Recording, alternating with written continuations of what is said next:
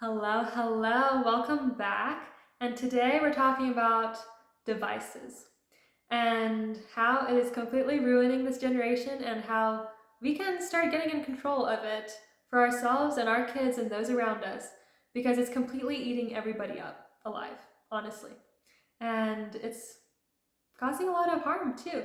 And I know it is with me because even today, after posting that I would not be spending time on social media like that, I found myself on Instagram for like an hour. And of course, it was like the self development stuff that I just get so engrossed into learning because then I get to share it with you guys.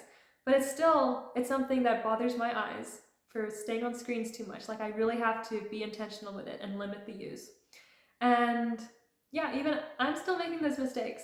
So no one's perfect, but we're talking about your feed because there's a reason why your news feed is called a feed, your YouTube feed is called a feed, your Instagram feed is called a feed because it's feeding you. So what you're getting fed is not just food. It's what you're reading, it's what you're watching, it's what you're listening to, it's what you're being surrounded with.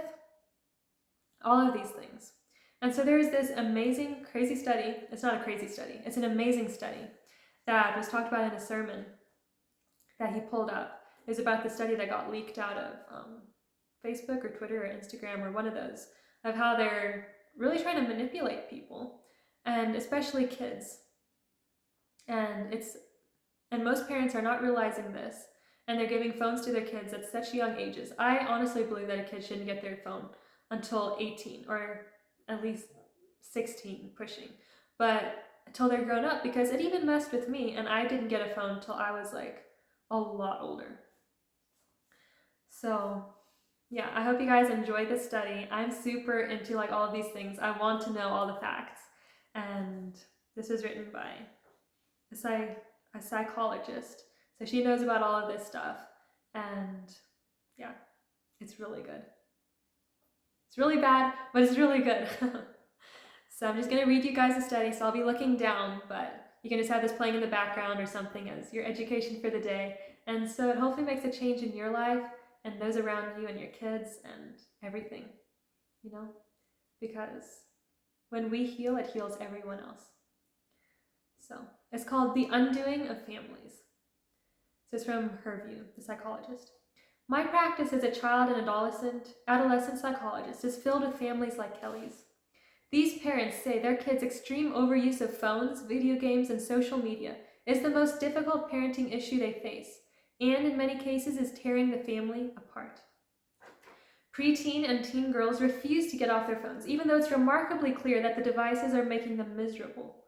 I also see far too many boys whose gaming obsessions lead them to forego interest in school, extracurricular activities, and anything else productive. Some of these boys, as they reach their later teens, use their large bodies to terrorize parents who attempt to set gaming limits. A common thread running through many of these cases is parent guilt, as so many are certain they did something to put their kids on a destructive path. What none of these parents understand is that their children's and teens' destructive obsession with technology is the predictable consequence of a virtually unrecognized merger between the tech industry and psychology. This alliance pairs the consumer's tech industry's immense wealth with the most sophisticated psychological research, making it possible to develop social media, video games, and phones with a drug-like power to seduce young users.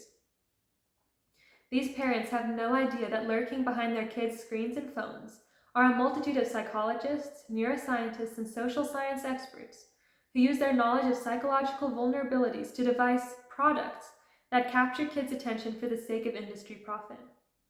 What these parents and most of the world have yet to grasp is that psychology, a discipline that we associate with healing, is now being used as a weapon against children.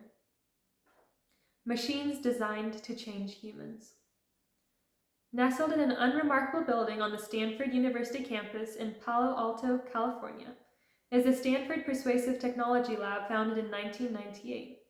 The lab's creator, Dr. B.J. Fogg, is a psychologist and the father of persuasive technology, a discipline in which digital machines and apps, including smartphones, social media, and video games, are configured to alter human thoughts and behaviors.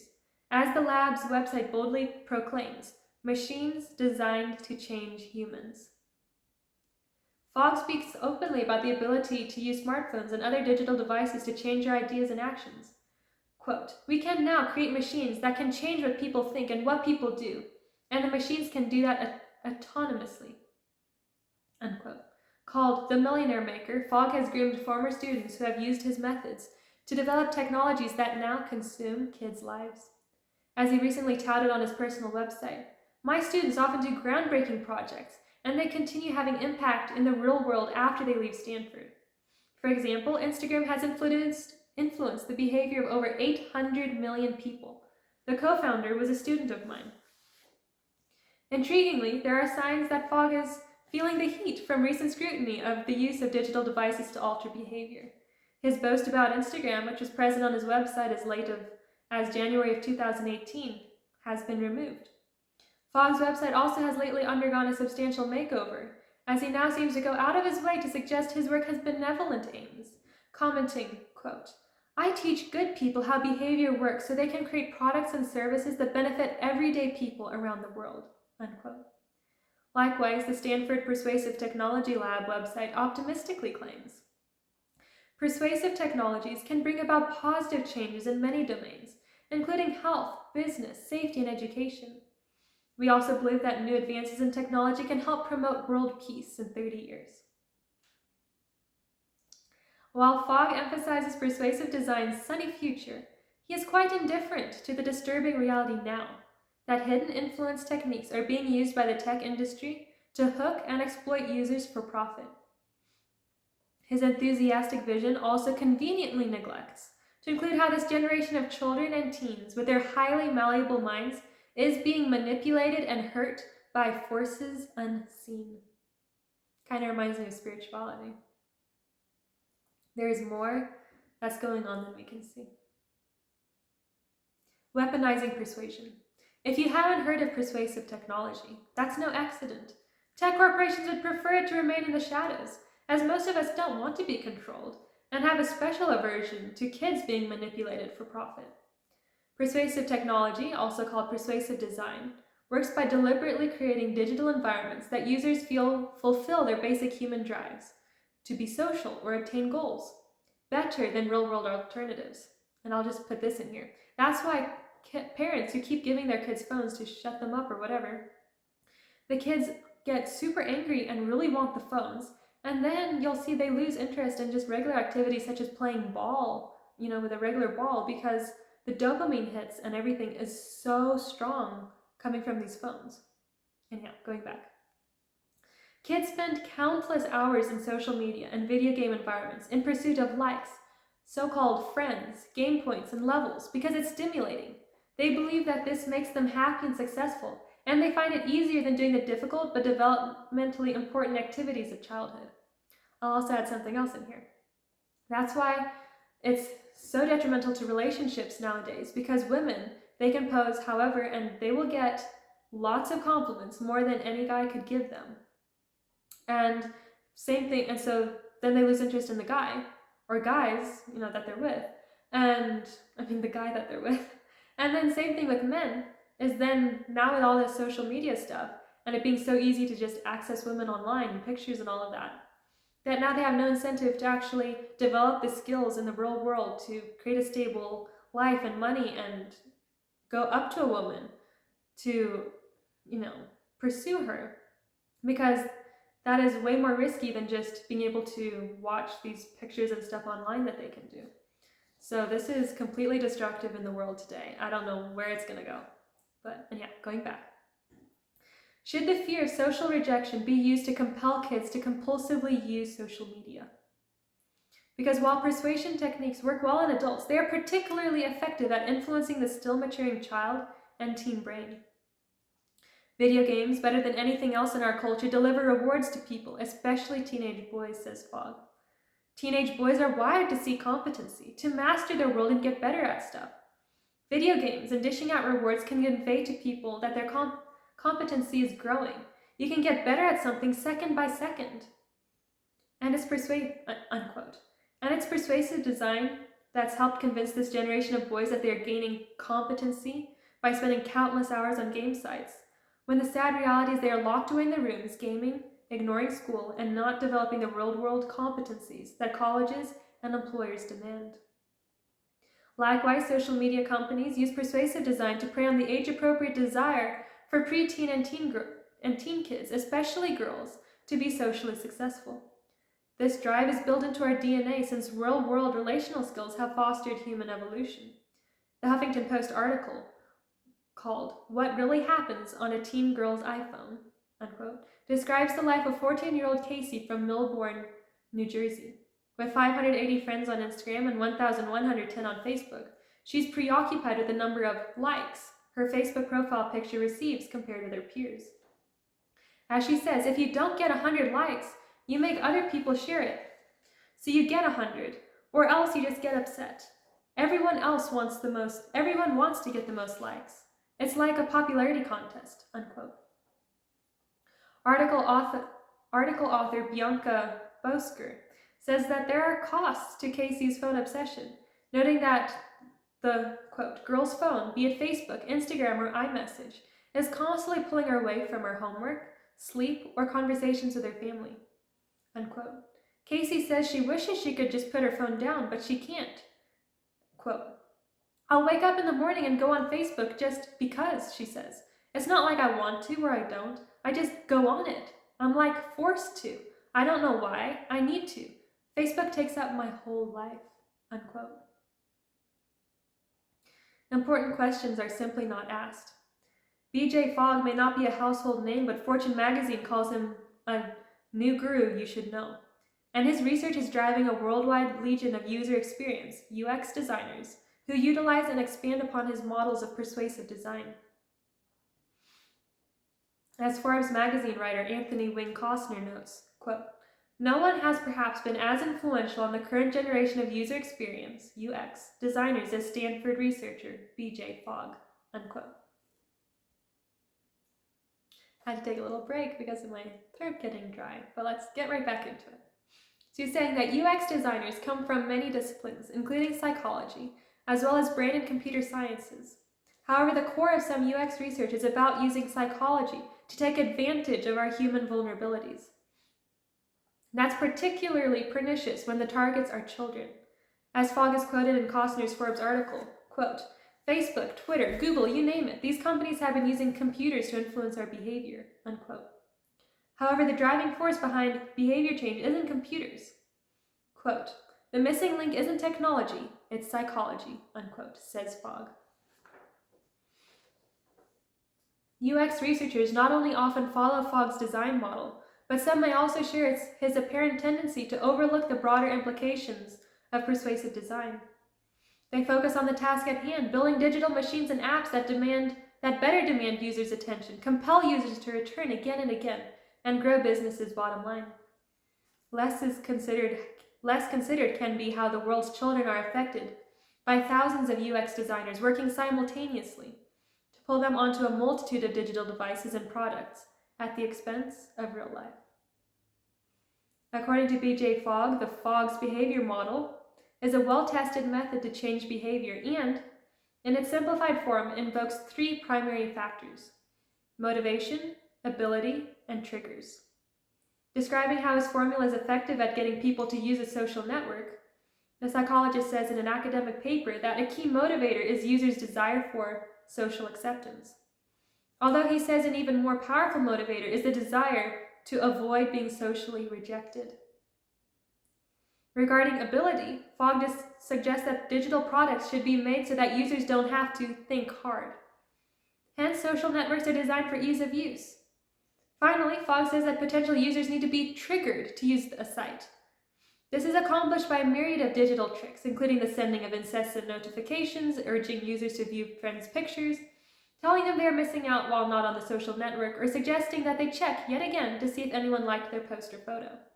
And I'm going to interrupt here a little bit and say that the best things that I've done is turned off my watch history on YouTube so that I'm not spending so much time just like scrolling for new information, and just subscribing to the 4 or 5 people that I love watching and they have super good information.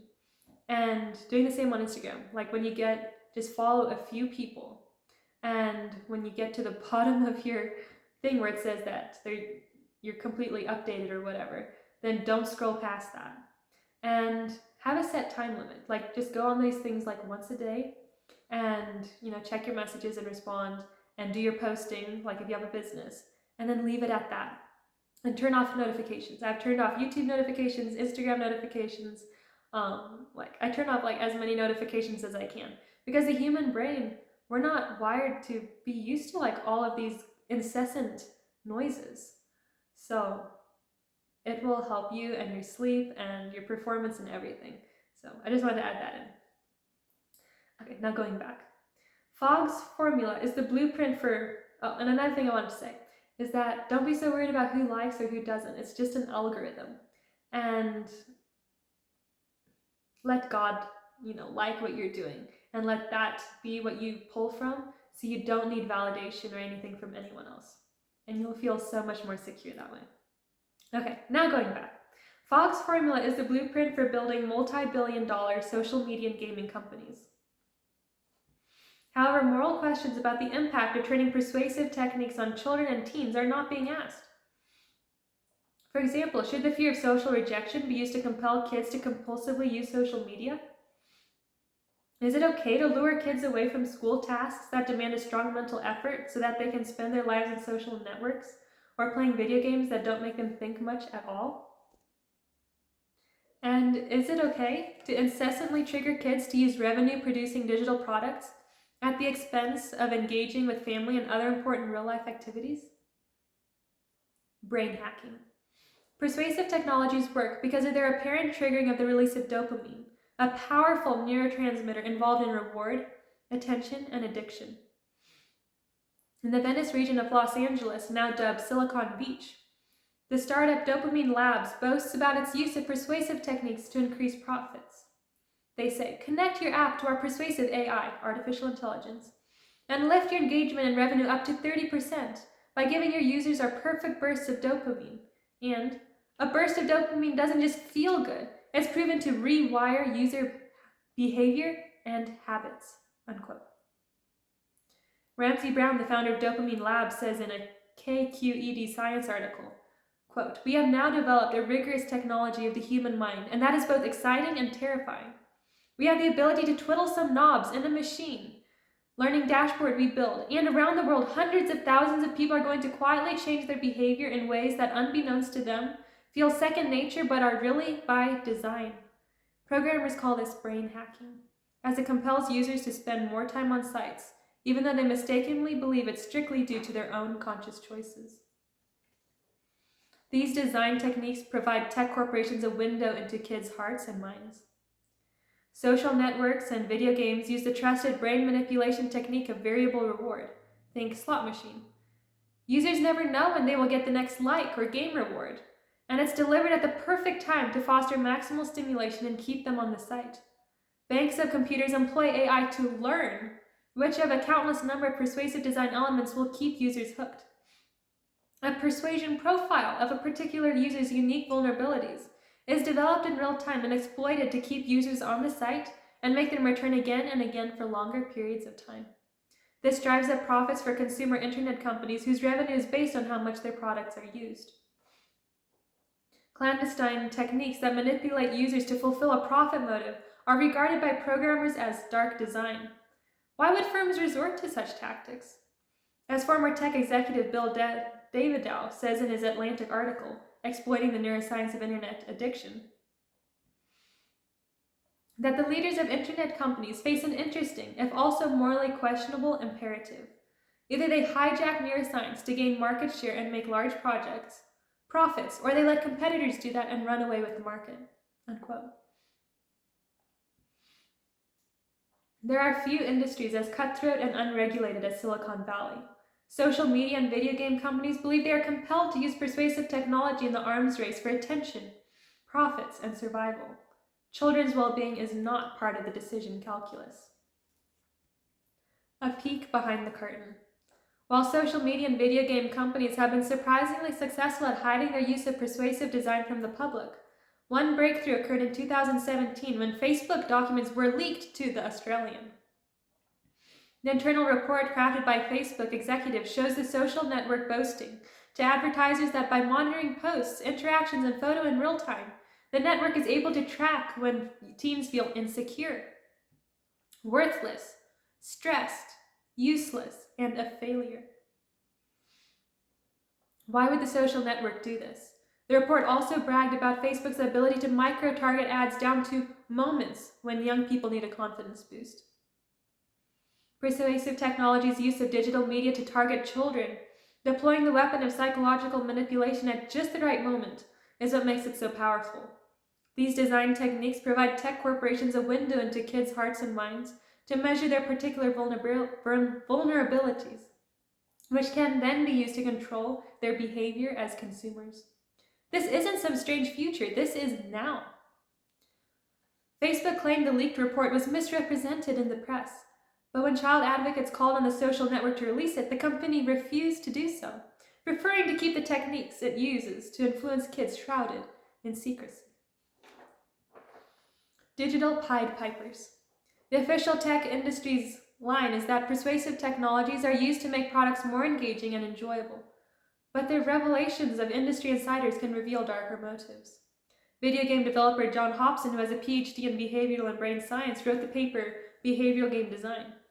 He describes the use of design features to alter video game player behavior, sounding much like an experimenter running lab animals through their paces, answering questions as, how do we make players maintain a high, consistent rate of activity, unquote, and how to make players play forever, unquote. Reviewing the hard science behind persuasive technology, Hobson says, this is not to say that players are the same as rats, but that there are general rules of learning which apply equally to both. After penning the paper, Hobson was hired by Microsoft, where he helped lead the development of the Xbox Live, Microsoft's online gaming system. He also assisted in the development of Xbox games popular with kids, including those in the Halo series. The parents I work with, the psychologist is saying, simply have no idea about the immense amount of financial and psychological firepower aimed at their children to keep them playing video games forever. Another persuasive technology expert is Bill Fulton, a game designer who trained in cognitive and quantitative psychology.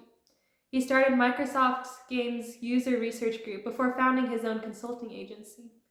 Fulton is transparent about the power of persuasive design and the intent of the gaming industry, disclosing in Big Four accounting firm PwC's Tech Business Journal, quote, if game designers are going to pull a person away from every other voluntary social activity or hobby pastime, they're going to have to engage that person at a very deep level in every possible way they can, unquote.